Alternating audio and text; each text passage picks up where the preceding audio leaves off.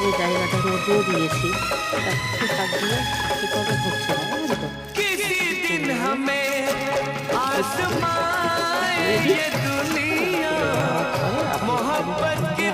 মাটি কিন্তু ভেজা, সকালে জল দিয়ে গেছি, ফুলে ভিজিয়ে রেখে দিই।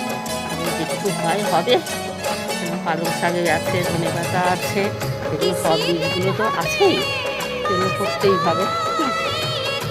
এইগুলো সব ঠিক করে দিয়ে একটু জল হালকা করে জল, ও জলের দরকার নেই, ভিজেই আছে মোটামুটি। আর